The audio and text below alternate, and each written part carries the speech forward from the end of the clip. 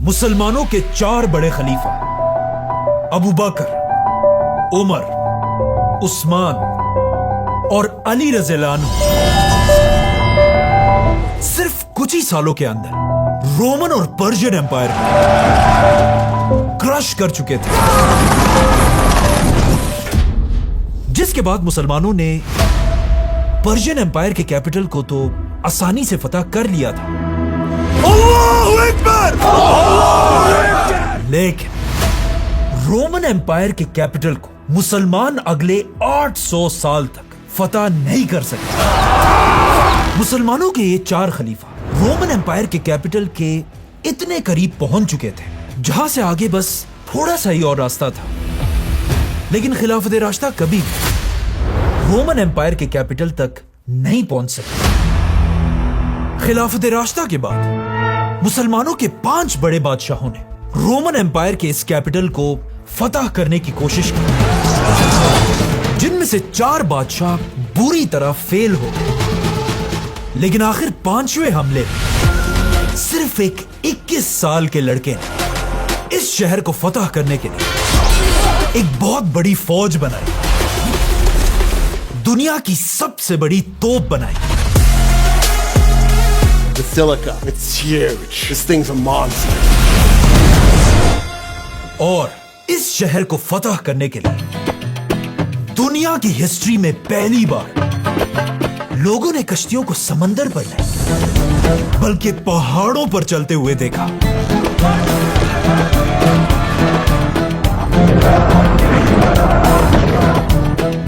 इस 5वें बादशाह का नाम है सुल्तान महमद फातिह।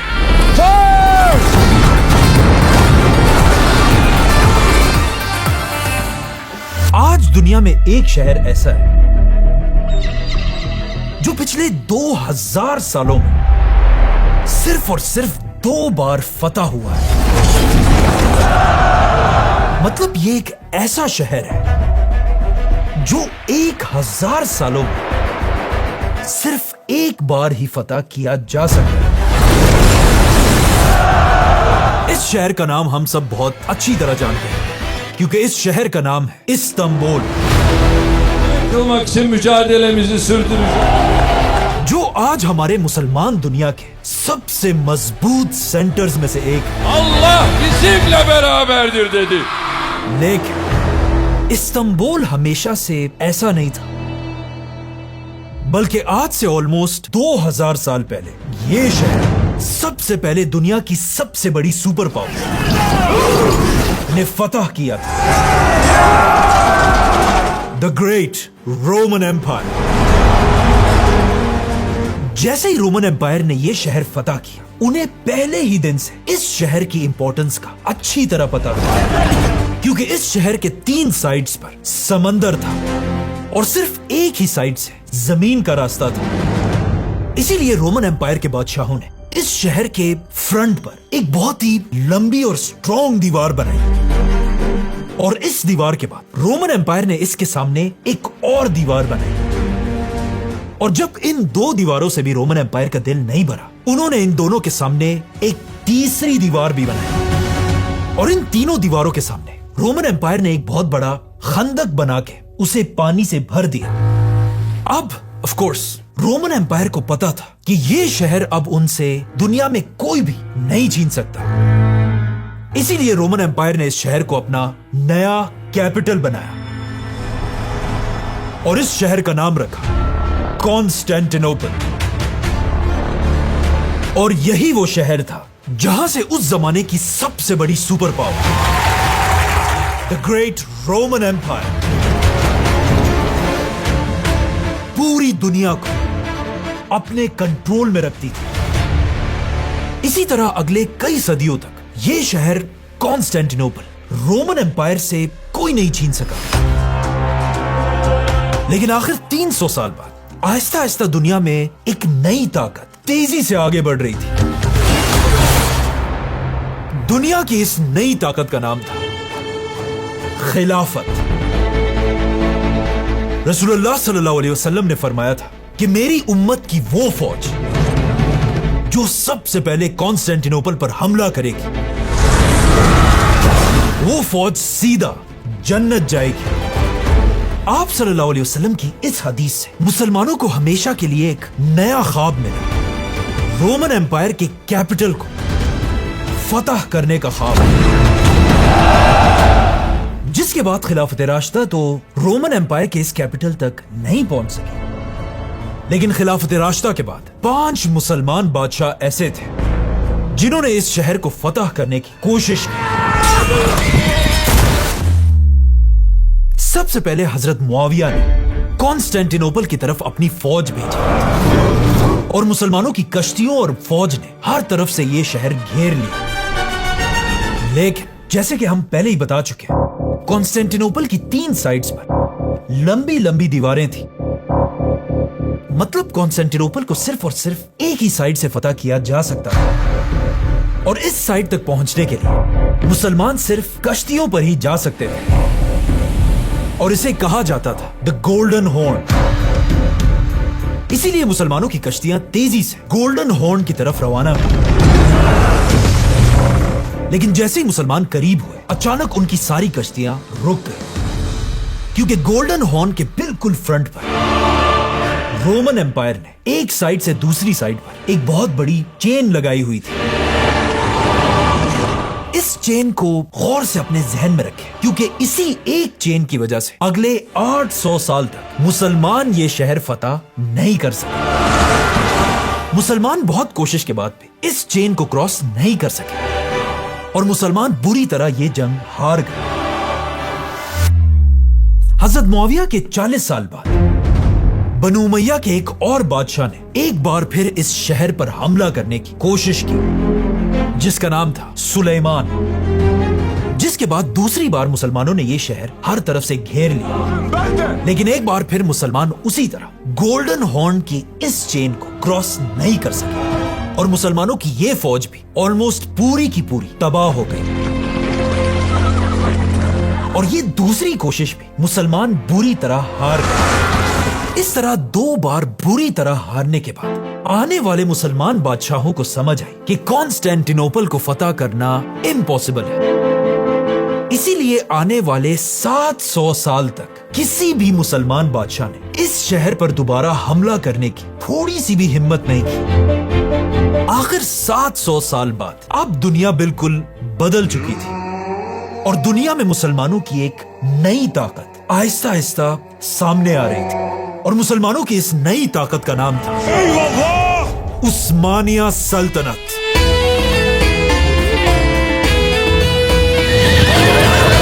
और अब उस्मानिया सल्तनत के ही एक बादशाह सुल्तान बयाजिद मुसलमानों के 700 साल पुराने ख्वाब को दोबारा जिंदा करने की कोशिश की।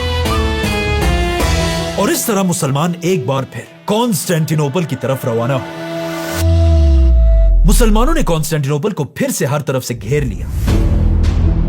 यह शहर अब भी उसी तरह मजबूती से अपनी जगह पर खड़ा था। मुसलमानों की कश्तियां सीधा तीसरी बार गोल्डन हॉर्न की तरफ रवाना हुई। यहां भी मुसलमान तीसरी बार भी इस चेन को क्रॉस नहीं कर सके और इस तरह मुसलमान ये तीसरी कोशिश भी बुरी तरह हार गए। लेकिन उस्मानिया सल्तनत पीछे नहीं हटी। इस हार के कुछ ही अरसे बाद उस्मानिया सल्तनत के एक नए बादशाह ने दोबारा कॉन्स्टेंटिनोपल पर हमले का फैसला किया, जिसका नाम था सुल्तान मुराद। उस्मानिया बादशाह सुल्तान मुराद ने एक बार फिर कॉन्स्टेंटिनोपल को चौथी बार हर तरफ से घेर लिया। लेकिन इस चौथी बार भी मुसलमान इसी सेम चेन को क्रॉस नहीं कर पाए। ये चेन मुसलमानों के लिए ऐसे ही थी जिस तरह आज अमेरिका के लिए स्ट्रेट ऑफ हुर्मुज है, जहां से गुजरना इम्पॉसिबल है। और इस तरह मुसलमान ये चौथी कोशिश में हार गए। मतलब मुसलमानों के 4 बड़े बड़े बादशाह रोमन कैपिटल को फतह करने का ख्वाब पूरा नहीं कर सके। लेकिन यहां से हमेशा के लिए सब कुछ बदलने वाला था, क्योंकि ये जो चौथा हमला करने वाला बादशाह था सुल्तान मुराद, कहा जाता है ये बादशाह इस हार से बिल्कुल टूट कर रह गया था, क्योंकि कॉन्स्टेंटिनोपल को फतह करना उसकी जिंदगी का सबसे बड़ा ख्वाब था। और अब जब उसका ये ख्वाब टूट चुका था, सुल्तान मुराद हर किसी को अपने इस टूटे हुए ख्वाब के बारे में बताता रहता था। अपने मिनिस्टर्स, जनरल्स और इवन अपने बेटों को भी अपने इसी ख्वाब के बारे में बताता रहता था। और इसी सुल्तान मुराद के ही बेटों में से एक का नाम था शहजादा महमद। महमद बचपन से अपने बाप से कॉन्स्टेंटिनोपल की कहानियां सुना करता था और महमद बचपन से अपने बाप की आंखों में उसके ख्वाब के टूटने का गम देख रहा था।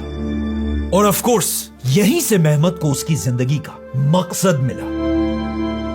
और आखिर एक दिन जब महमद की एज सिर्फ 19 साल थी, अचानक महमद के पास पूरी उस्मानिया सल्तनत के प्राइम मिनिस्टर का लेटर पहुंचा, जिसमें लिखा था वजीर आजम हलील पाशा की तरफ से शहजादे महमद के नाम, मेरे शहजादे, आपके बाप सुल्तान मुराद इस दुनिया से जा चुके हैं, तो अब आप फौरन पाए तख्त पहुंचे और पूरी सल्तनत उस्मानिया के 7वें सुल्तान होने का हल्फ उठाए। महमद फुल स्पीड कैपिटल की तरफ रवाना हुआ और वहां पहुंचते महमद अपने बाप सुल्तान मुराद के तख्त पर बैठा और इस तरह ये 19 साल का शहजादा महमद अब पूरी उस्मानिया सल्तनत का सुल्तान महमद बना। लेकिन जैसे ही महमद उस्मानिया सल्तनत का सुल्तान बना, महमद के अपने जहन में तो बड़े बड़े ख्वाब, लेकिन वहां यूरोप में महमद के सुल्तान बनने पर बड़ी बड़ी सेलिब्रेशंस होने लगे और यूरोप में लोग जश्न मनाने लगे कि ये छोटा सा 19 साल का बच्चा आखिर हमारा क्या ही बिगाड़ लेगा। यहां तक कि कॉन्स्टेंटिनोपल का बादशाह महमद का मजाक उड़ाने लगा और सिर्फ यूरोप नहीं बल्कि इवन महमद के अपने वजीर भी उसे बस एक छोटा सा बच्चा समझते थे और उसकी बातों को ज्यादा सीरियस नहीं लेते थे। और सबसे ज्यादा महमद का अपना प्राइम मिनिस्टर हलील पाशा भी महमद को एक बच्चा ही समझता था। लेकिन इन सारी बातों से महमद को थोड़ा सा भी फर्क नहीं पड़ा, बल्कि महमद बादशाह बनते ही अपने उसी ख्वाब की तरफ बढ़ने लगा जो बचपन में उसके बाप ने उसे दिया था। एक ऐसा ख्वाब जो इससे पहले 23 बादशाह पूरा नहीं कर सके थे। 23 armies have tried to take the legendary city. All have failed. जिस ख्वाब के लिए 4 बड़े मुसलमान बादशाह भी बुरी तरह फेल हो चुके थे और इवन महमद का अपना बाप भी वो ख्वाब पूरा नहीं कर सका था। लेकिन अब जब महमद बादशाह बना, उसने अपने साथ सारों को क्लियरली बता दिया कि या तो कॉन्स्टेंटिनोपल को मैं फतह करूंगा और या कॉन्स्टेंटिनोपल मुझे फतह करेगा। इसीलिए सुल्तान बनते ही महमद ने यूरोप के सारे बादशाहों की तरफ लेटर्स भेजे। इन लेटर्स में महमद ने यूरोप के हर बादशाह से कहा कि आज के बाद उस्मानिया सल्तनत और यूरोप के दरमियान कोई लड़ाई नहीं होगी। इसी तरह महमद ने मुसलमान बादशाहों के साथ भी डील्स की। इसी तरह महमद ने उस्मानिया सल्तनत की बाकी सारी जंगों को खत्म कर दिया और अब महमद तैयार था कि वो सीधा उस ख्वाब की तरफ बढ़े जो सबसे पहले रसूलुल्लाह सल्लल्लाहु अलैहि वसल्लम ने मुसलमानों को दिया था और रोमन एम्पायर के कैपिटल कॉन्स्टेंटिनोपल पर हमला कर।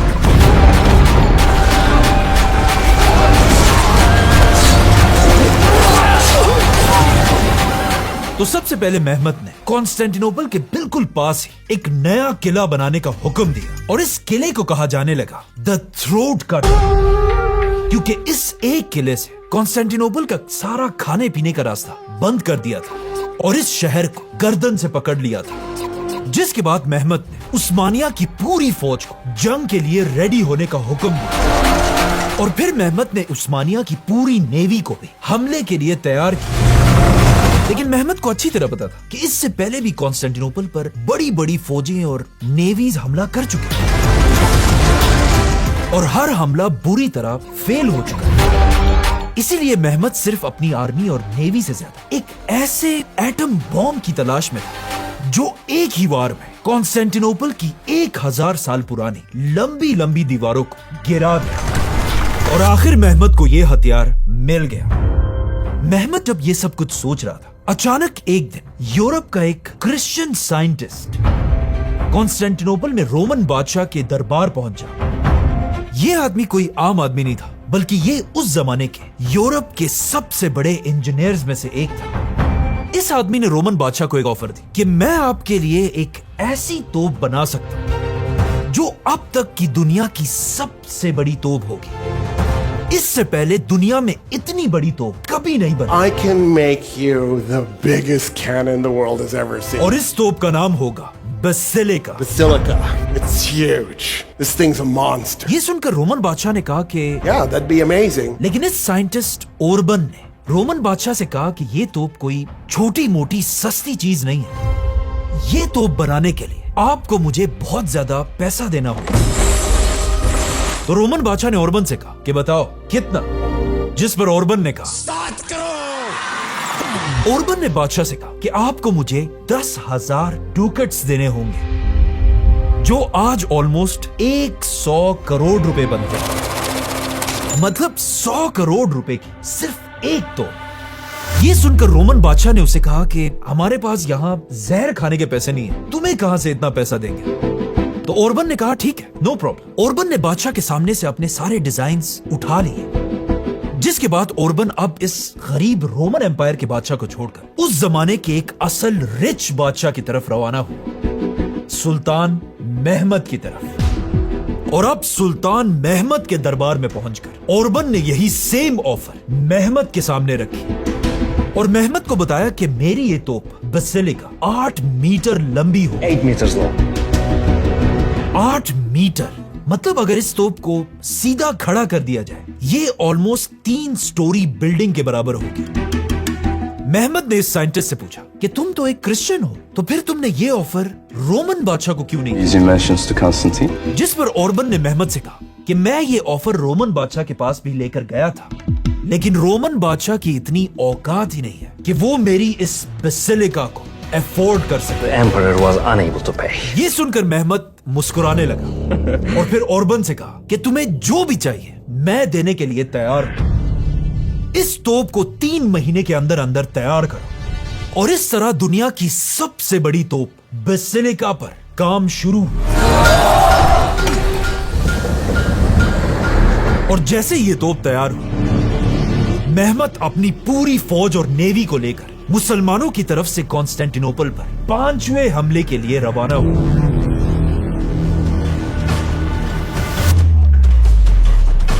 अब जब मेहमत अपनी पूरी फौज के साथ कॉन्स्टेंटिनोपल की तरफ बढ़ रहा था, यह देखकर वहां रोमन बादशाह की टांगे कांपने लगी, क्योंकि रोमन बादशाह ने जो ऑफर रिजेक्ट की थी, अब मुसलमानों की पूरी फौज के पीछे बेसिलिका भी रोमन बादशाह की तरफ बढ़ रही थी। और यह बेसिलिका इतनी बड़ी तोप थी कि उस जमाने के रोड्स और ब्रिजेस इस बेसिलिका का वजन बर्दाश्त ही नहीं कर सकते थे।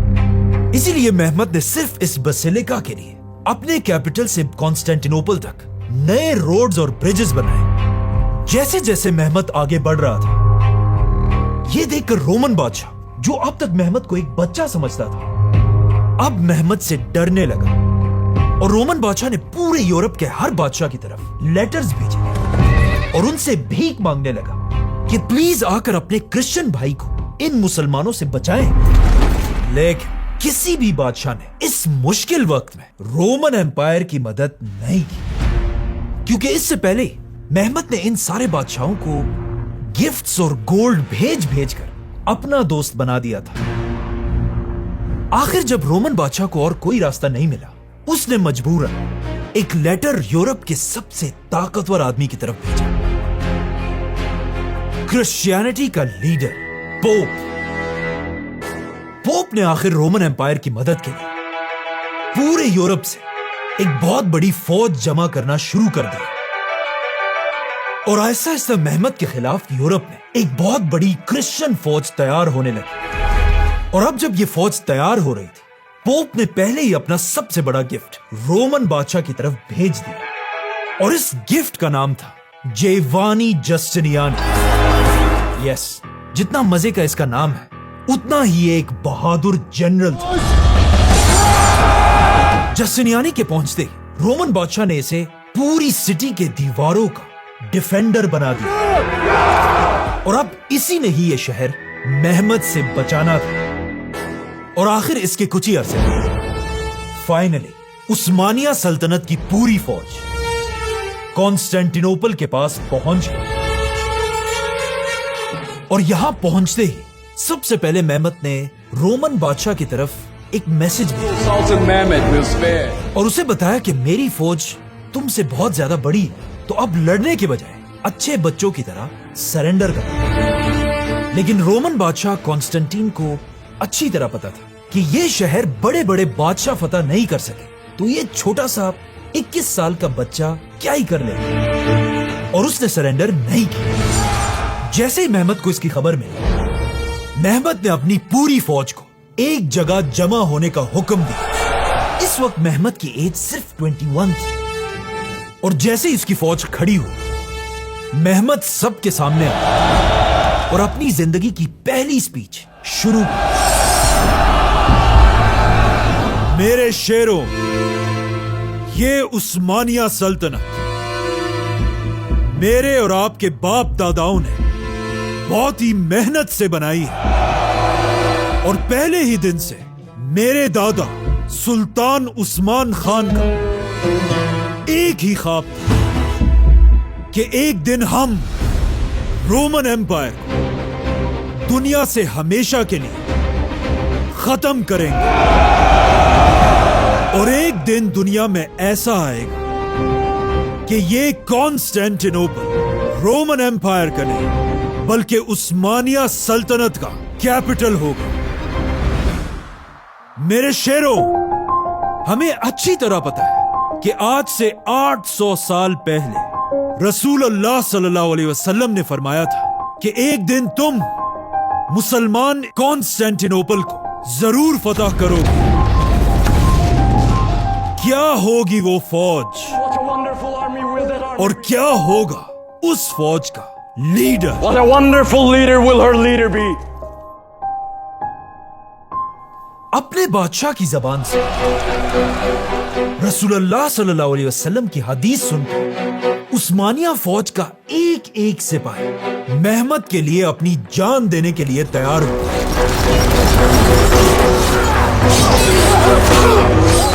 और सबको इस बात की उम्मीद थी कि हम ही वो फौज बने जिसकी रसूलुल्लाह सल्लल्लाहु अलैहि वसल्लम ने तारीफ की थी। और इस तरह मुसलमानों की रोमन एम्पायर के कैपिटल को फतह करने की 5वीं कोशिश शुरू हुई। और मुसलमानों की फौज ने हर तरफ से कॉन्स्टेंटिनोपल को घेर लिया। इस शहर को फतह करने के लिए महमद ने 4 खतरनाक स्ट्रेटजीज बनाई और इस वीडियो में हम एक एक स्ट्रेटजी को गौर से स्टडी करेंगे। महमद की ऑलमोस्ट 1 लाख की फौज ने जमीन के रास्ते से कॉन्स्टेंटिनोपल को घेर लिया और महमद की नेवी की 200 कश्तियों ने समंदर से भी इस शहर को घेर लिया। अब तक तो हमें भी इस बात का अच्छी तरह से पता है कि यह शहर सिर्फ एक रास्ते से फतह हो सकता है, द गोल्डन हॉर्न। इसीलिए मुसलमानों की कश्तियां तेजी से गोल्डन हॉर्न की तरफ बढ़ने लगी। लेकिन ऑफ कोर्स पिछले 800 साल से जिस चेन ने इस शहर को बचाए रखा था, अब भी वो चेन उसी तरह लगी हुई है। इस चेन का वजन 30 टन था। और जब मुसलमानों की कश्तियां आगे बढ़ी, रोमन्स ने अपने तोपों और तीरों से मुसलमानों को पीछे भगा दिया। महमद की नेवी भी इस चेन को तोड़ नहीं सकी और इस तरह महमद की पहली स्ट्रेटजी फेल हो गई। महमद ने अपनी दूसरी स्ट्रेटजी में अपनी पूरी फौज से शहर पर हमला कर दिया। उस्मानिया फौज बहुत ही बहादुरी से लड़ी, लेकिन आखिर बहुत कोशिश के बाद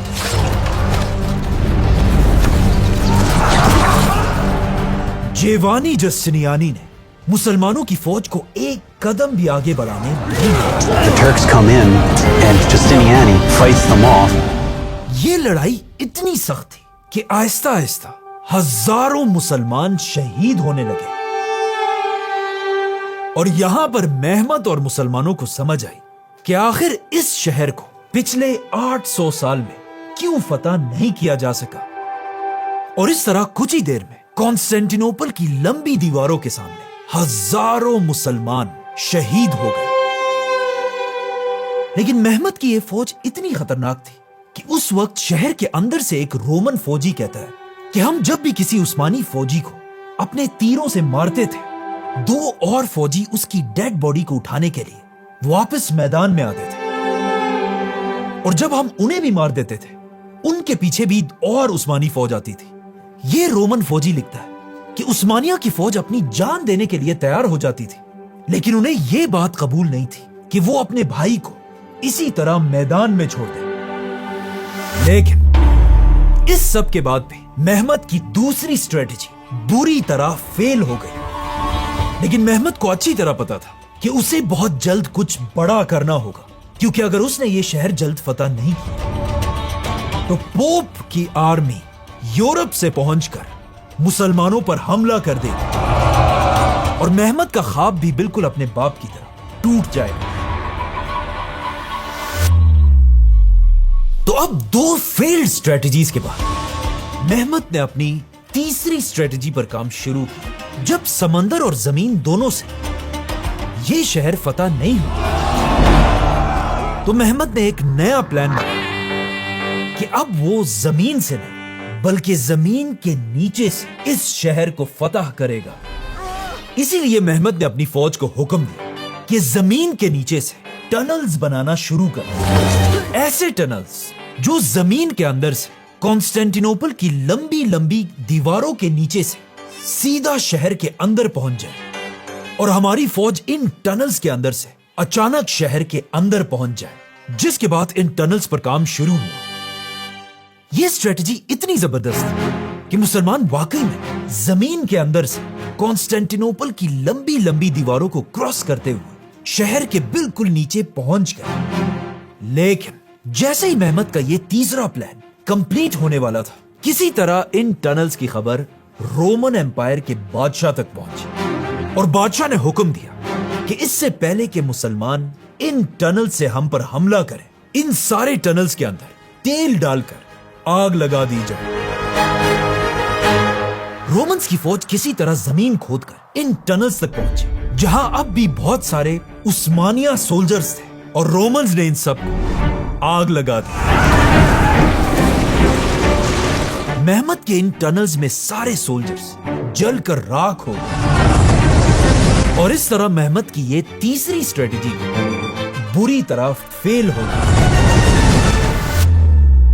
अब महमद फ्रस्ट्रेट हो चुका था और उसका सब्र खत्म होने वाला था, लेकिन महमद के पास अब भी एक ऐसी स्ट्रेटजी थी जो इससे पहले दुनिया में किसी ने भी यूज नहीं की थी।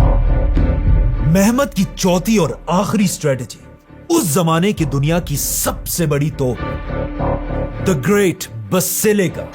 Big cannon. Really big cannon. Mehmed ने बसिलिका को आगे लाने का हुक्म दिया। 60 बुल्स इस तोप को खींचते हुए आगे आए और सिर्फ बुल्स नहीं बल्कि इन बुल्स के साथ साथ 400 लोग इस तोप को खींच रहे थे। और जैसे ही बसिलिका आखिर अपनी जगह पर पहुंच गई तो क्या होना था, सुल्तान महमद ने हुक्म दिया,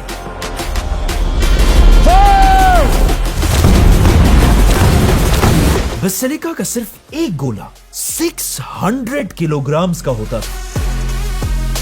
मतलब बसिलिका का सिर्फ एक गोला एक छोटी गाड़ी के बराबर होता था। और इस तरह बसिलिका के ये बड़े बड़े गोले सीधा कॉन्स्टेंटिनोपल की दीवारों पर लगने लगे।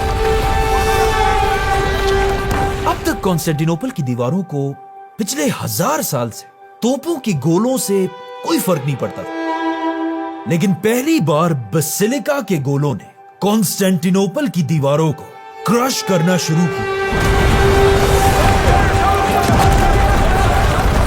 कहा जाता है बसिलिका की हर फायर पर मुसलमानों की फौज जोर जोर से नारे लगाती थी और पहली बार ऐसा लग रहा था कि फाइनली मुसलमान ये शहर फतह कर लेंगे। अल्लाहू अकबर!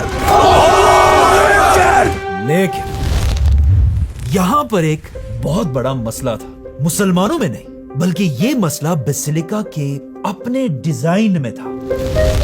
बेसिलिका इतनी बड़ी तोप थी कि ये 3 घंटों के अंदर सिर्फ एक बार ही चल सकती और इस इतनी बड़ी तोप को कंट्रोल करना इतना मुश्किल था कि इससे कभी भी एक टारगेट पर 2 बार फायर नहीं किया जा सकता था। मतलब बेसिलिका हर बार अपनी मर्जी से कहीं भी फायर किया करती थी। मेहमत ने जब गौर से देखा, उसे पता चला कि जब भी बेसिलिका फायर करती है, रोमन्स जल्दी से दीवार के उस हिस्से को दोबारा रिपेयर कर देते हैं, क्योंकि उन्हें पता था कि बेसिलिका अगले 3 घंटे तक अब दोबारा फायर नहीं कर सकती और अगर फायर भी करने तो ये जगह दोबारा हिट नहीं होगी। ये देखकर मेहमत को बेसिलिका के चीफ इंजीनियर ओरबन पर गुस्सा आया और वो सीधा इस इंजीनियर के पास गया और उसे हुक्म दिया। I want this cannon firing immediately.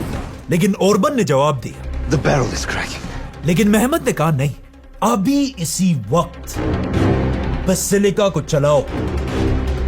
Basilica का स्टील हर फायर के बाद इतना गर्म हो जाता था कि हर बार इसे गर्म ऑयल के साथ दोबारा रिपेयर करना होता था और फायर होने के टाइम अगर कोई इसके पास खड़ा होता था, इस तोप के चलने के सिर्फ शॉक वेव हवा की वजह से उसकी हड्डियां टूट जाती थी।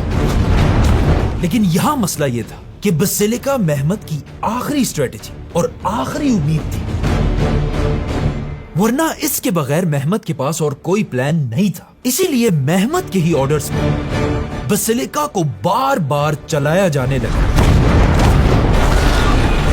जिससे आहिस्ता आहिस्ता बेसिलिका का स्टील गर्म होने लगा और बेसिलिका के स्टील में क्रैक्स पड़ने लगे और आखिर दुनिया की सबसे बड़ी तोप बेसिलिका। और कहा जाता है बेसिलिका के साथ साथ इसे बनाने वाला इंजीनियर ओरबन भी इसके फटने से फौत हो गया और इस तरह मेहमत की ये चौथी और आखिरी स्ट्रेटेजी भी बुरी तरह फेल हो गई।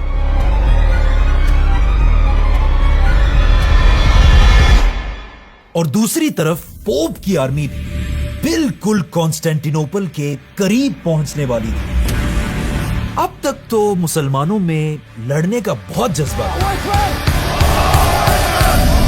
लेकिन यहां से वो शुरू हुआ जो इससे पहले हर उस फौज के साथ हुआ था जिसने कॉन्स्टेंटिनोपल पर हमला करने की गलती की। मायूसी। मेहमत की पूरी फौज में हर तरफ मायूसी फैल गई और उनकी कोई गलती भी नहीं है। आप खुद सोचें, मेहमत ने समंदर से, फिर जमीन से, फिर जमीन के नीचे से और फिर इवन हवाओं से इस शहर को फतह करने की कोशिश की, लेकिन इस शहर ने मेहमत के सामने सरेंडर नहीं किया। इस सब से आखिर हर तरफ मायूसी फैल गई, फौज का सारा मोराल टूट गया। इवन मेहमत का अपना प्राइम मिनिस्टर, जो पहले ही मेहमत को एक बच्चा समझता था, उसे भी यकीन हो गया कि मेहमत भी बिल्कुल पहले बादशाहों की तरह फेल हो जाएगा। और सिर्फ यही नहीं, वहां रोमन्स भी जश्न मनाने लगे, क्योंकि उन्हें समझ आ गई कि कॉन्स्टेंटिनोपल उनका शहर था, है और कयामत तक ये शहर उन्हीं का रहेगा। लेकिन पूरी उस्मानी फौज में अब भी 2 ऐसे लोग थे जो हार मानने के लिए तैयार नहीं थे। उस्मानिया सल्तनत का वजीर जरगनोश पाशा और खुद उस्मानियों का बादशाह सुल्तान मेहमत खान। तो अब जब मुसलमानों की फौज मायूस हो चुकी थी और वहां कॉन्स्टेंटिनोपल में जश्न मनाया जा रहा था, मेहमत ने एक ऐसा काम किया जो इससे पहले पूरी दुनिया की हिस्ट्री में किसी ने सोचा भी नहीं। कॉन्स्टेंटिनोपल के अंदर पूरी रात जश्न मनाने के बाद आखिर रोमन्स थक कर सो गए, लेकिन जैसे ही अगली सुबह हुई, अचानक शहर के हर कोने से चीखों की आवाजें आने लगी। लोगों की ये चीखें सुनकर जब रोमन बादशाह बाहर निकला तो उसे बताया गया कि अब सब कुछ खत्म हो चुका है, क्योंकि सुल्तान महमद की नेवी पिछले 800 साल में पहली बार गोल्डन हॉर्न की इस चेन को क्रॉस करके गोल्डन हॉर्न के अंदर घुस चुकी है। यह सुनकर बादशाह को यकीन नहीं आ रहा था कि ऐसा कैसे हो सकता है। तो बादशाह ने पूछा कि कैसे? बादशाह भागकर शहर की दीवार के ऊपर पहुंचा और उसने देखा कि चेन बिल्कुल उसी तरह ठीक ठाक अपनी जगह पर लगी हुई। तो फिर आखिर महमद की फौज गोल्डन हॉर्न तक पहुंची कैसे? असल में सबसे कुछ ही दिन पहले जब महमद की सारी बाकी स्ट्रेटजीज फेल हो चुकी थी और मुसलमानों के हौसले टूट चुके थे,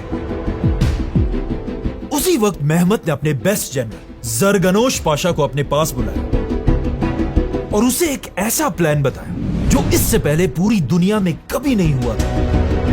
महमद ने अपने जनरल से कहा कि यह शहर सिर्फ और सिर्फ गोल्डन हॉर्न से ही फतह हो सकता है और गोल्डन हॉर्न का रास्ता ऑफ कोर्स 800 साल से इसी चेन ने रोका हुआ है। तो क्यों ना हम इस चेन को छोड़कर जमीन से एक लकड़ियों का रास्ता बनाएं और फिर अपनी नेवी की कश्तियों को बुल्स और लोगों से खींच कर इस पूरे रास्ते से गोल्डन हॉर्न की चेन के पीछे पहुंचा दें। महमद का यह प्लान बहुत ही एक अजीब प्लान था और अगर महमद अपना ये अजीब प्लान किसी भी एक्सपीरियंस्ड और बड़े मिनिस्टर को बताता तो वो उस पर जरूर हंसता और कहता ये 21 साल का लड़का, इसको दुनिया का क्या पता? जो काम दुनिया की तारीख में पहले नहीं हुआ वो हम कैसे करेंगे? और महमद को भी पता था कि ये सब बिल्कुल ऐसा ही कहेंगे, इसीलिए महमद ने अपने इस प्लान के बारे में किसी को भी नहीं बताया, इवन अपने ग्रैंड वजीर हलील पाशा को भी नहीं। तो अब महमद के इस सीक्रेट प्लान पर सिर्फ उसका सबसे लॉयल जनरल जरगनोश पाशा ही काम कर रहा था और आखिर कश्तियों के इस रोड पर काम शुरू हुआ। ये इतना खतरनाक प्लान था कि अगर रोड बनने की थोड़ी भी आवाज रोमन्स तक पहुंच जाती तो ये सारा प्लान भी फेल हो जाता था। इसीलिए ये रोड सिर्फ रात के अंधेरे में ही बनाया जाता था और रोमन से इस रोड की आवाज भी छुपाने के लिए जब भी इस रोड पर काम होता था महमद अपनी सारी तोपों से शहर पर हमले किया करता था। जैसे ही लकड़ियों का ये रोड तैयार हुआ, इन लकड़ियों के ऊपर जानवरों की चर्बी मेल्ट करके इसे बिल्कुल स्लिपरी बना दिया ताकि कश्तियां आराम से इस पर खींची जा सके। और जैसे ही महमद का ये सीक्रेट रोड तैयार हुआ, अब यहां पर महमद के सामने एक बहुत बड़ा चैलेंज आया, क्योंकि महमद ने ये सारी की सारी कश्तियां एक ही रात में इस रास्ते से गोल्डन हॉर्न तक पहुंचानी थी, वरना रोमन्स को पता चल जाता और ये प्लान भी फेल हो जाता। इसीलिए रात होने से पहले महमद ने अपने कश्तियों के पास 100 बुल्स को लाकर खड़ा कर दिया और इसी के साथ अपने फौज से 1000 सबसे स्ट्रॉन्ग सोल्जर्स को भी कश्तियों के पास आने का हुक्म दिया। और जैसे ही आसमान में आहिस्ता आहिस्ता अंधेरा फैलने लगा, महमद के इस आखिरी प्लान और आखिरी उम्मीद पर काम शुरू हुआ। लेकिन यहां पर एक और मसला था। यह पूरा रास्ता ऐसे हिल टाइप रास्ता था, मतलब पहले कश्तियों को ऐसे पहाड़ के ऊपर लेके जाना था, जो एक बहुत ही इम्पॉसिबल काम था। लेकिन दूसरी साइड उतरना कोई ज्यादा बड़ा मसला नहीं था। खैर, जो भी था, आखिर महमद के ऑर्डर्स पर 100 बुल्स और 1000 आदमियों ने पानी से कश्तियां खींचकर जमीन पर चलाना शुरू किया। लेकिन यह कोई आसान काम नहीं था। जैसे जैसे ये कश्तियां चढ़ाई की तरफ बढ़ने लगी, आहिस्ता आहिस्ता इन्हें खींचना और भी मुश्किल होने लगा, जिससे यहां पर बहुत ज्यादा टाइम जाया होने लगा। और वहां मसला यह था कि एक ही रात में इन सारी कश्तियों को गोल्डन हॉर्न तक पहुंचाना लाजमी था। लेकिन इन कश्तियों को खींचना कोई आसान काम भी नहीं था, क्योंकि एक एक कश्ती का वजन ऑलमोस्ट 40 टन था, मतलब 40,000 किलोग्राम। यह प्लान भी आहिस्ता आहिस्ता फेल होने की तरफ जा रहा था। अचानक रात के अंधेरे में मुसलमानों के आसपास तेज हवाएं चलने लगी और मुसलमानों की किस्मत इतनी अच्छी थी कि इन हवाओं की डायरेक्शन भी वही थी जिस तरफ मुसलमान ये कश्तियां खींच रहे थे। तो अब एक कश्ती जिस तरह समंदर पर हवाओं की स्पीड से चलती है, उसी तरह जमीन पर भी मेहमद की फौज ने अपनी कश्तियों के सेल्स खोल दिए। तो अब बुल्स, सोल्जर्स और इन हवाओं की ताकत से कश्तियां तेजी से गोल्डन हॉर्न की तरफ जमीन से बढ़ने लगी और आखिर इस तरह एक ही रात में मेहमद की फौज ने ऑलमोस्ट 70 कश्तियों को जमीन के ऊपर खींच खींच कर गोल्डन हॉर्न तक पहुंचा दिया। इसीलिए जैसे ही अगली सुबह हुई, कॉन्स्टेंटिनोपल के हर कोने से लोग मेहमद की इन कश्तियों को देखकर जोर जोर से चीखने लगे। इस एक वाक़े से हालात बिल्कुल बदल गए और अब मायूसी मुसलमानों से निकलकर हर क्रिश्चियन के दिल में फैल गई। और अचानक यहां पर शहर के अंदर एक ऐसी खबर फैली जिसने रोमन्स का मोराल बिल्कुल तोड़ कर रख दिया। पिछले 1000 साल से रोमन एम्पायर में एक प्रोफेसी मशहूर थी और वो प्रोफेसी ये थी, एक जमाने में एक क्रिश्चियन बाबा ने कहा था कि इस शहर कॉन्स्टेंटिनोपल को सबसे पहले फतह करने वाला बादशाह कॉन्स्टेंटीन था, जिसकी मां का नाम हेलेना था। और इस बाबा की प्रोफेसी ये थी कि एक दिन कॉन्स्टेंटिनोपल के आखिरी बादशाह का नाम भी कॉन्स्टेंटीन होगा और उसकी मां का नाम भी हेलेना होगा। तो अब मेहमद की कश्तियों को गोल्डन हॉर्न के अंदर देखकर शहर के लोगों को यह प्रोफेसी दोबारा याद आई, क्योंकि बिल्कुल पहले बादशाह की तरह अब भी रोमन बादशाह का नाम कॉन्स्टेंटीन था और अजीब बात यह है कि उसकी मां का नाम भी हेलेना था। तो अब मेहमद की कश्तियों को देखकर और इस प्रोफेसी की वजह से शहर के अंदर हर आदमी का हौसला बिल्कुल खत्म हो गया और बादशाह को भी मजबूरन अपनी आधी फौज यहां से हटाकर गोल्डन हॉर्न की तरफ भेजना पड़ा।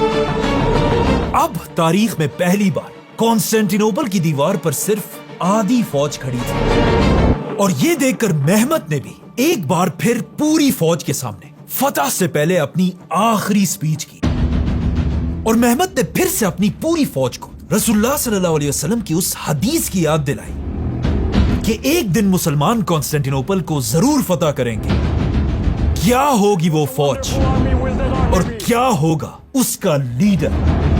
आज हम सबको पता है कि यह हदीस एक ज़ईफ हदीस है, लेकिन उस वक्त इसी हदीस से मुसलमानों की फौज का जज्बा आसमान तक पहुंचा और आखिर मुसलमानों ने कॉन्स्टेंटिनोपल की दीवार पर अपना आखिरी हमला किया और वहां गोल्डन हॉर्न से भी मुसलमानों की नेवी ने फौज को दूसरी साइड से शहर के करीब लाना शुरू किया। आहिस्ता आहिस्ता जंग बढ़ने लगी और यहां भी आई हैव टू से रोमन एम्पायर की फौज खून के आखिरी कतरे तक लगी, जिसे देखकर मेहमद का ग्रैंड वजीर हलील पाशा फिर डरने लगा और मेहमद से कहा कि हमें पीछे हट जाना चाहिए। लेकिन अब मेहमद और रुकने वाला नहीं था। मेहमद ने अपनी फौज को आगे बढ़ने का हुक्म दिया और मेहमद ने अपनी जिंदगी की सबसे फेमस लाइन कही कि आज या तो मैं कॉन्स्टेंटिनोपल को फतह करूंगा और या मैं और मेरी पूरी फौज इस शहर के दीवार के आगे मर जाएगी।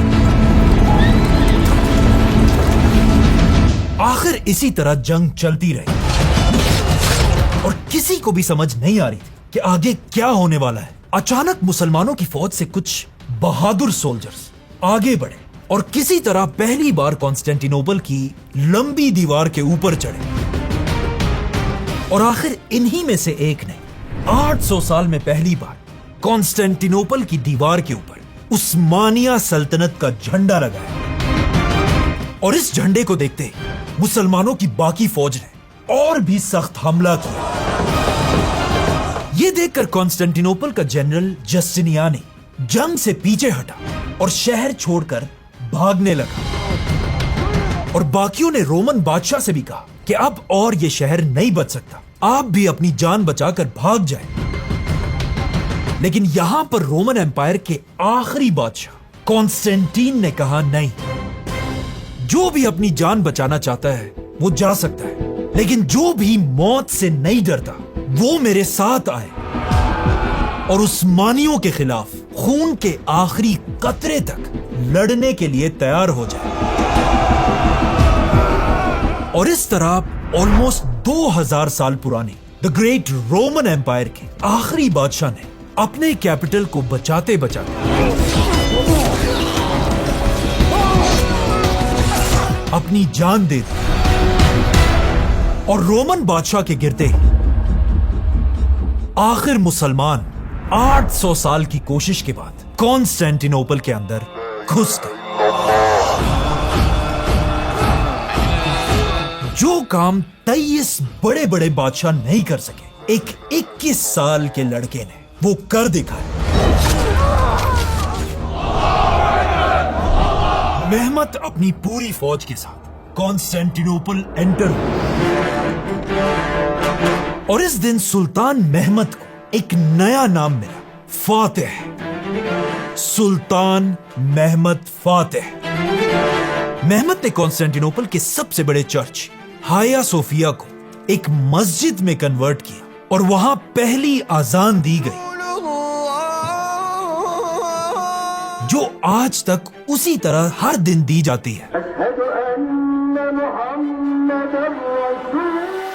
अब जैसे ही मेहमत इन सारी जंगों से फारिग हो, सबसे पहले मेहमत ने अपने ग्रैंड वजीर हलील पाशा को अपने पास बुलाया और उसे कहा कि आपने हमेशा मुझे एक बच्चा ही समझा है और कभी भी मुझ पर ट्रस्ट नहीं किया। Why didn't you believe in me? और ये कहते ही मेहमत ने पीछे खड़े अपने लॉयल वजीर जरगनोश पाशा से कहा, ग्रैंड वजीर जरगनोश पाशा, जाओ और इस गद्दार हलील पाशा का सर काट दो।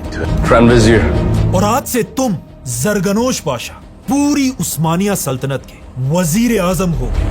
इस तरह मेहमत ने कॉन्स्टेंटिनोपल को अपना और उस्मानिया सल्तनत का नया कैपिटल बनाया।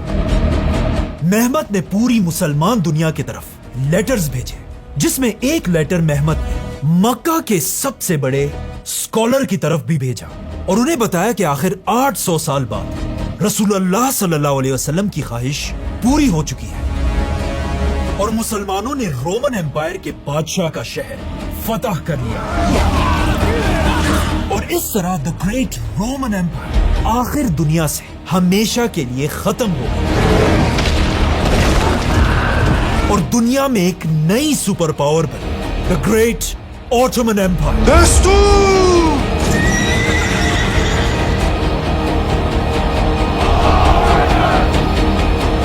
सब्सक्राइब।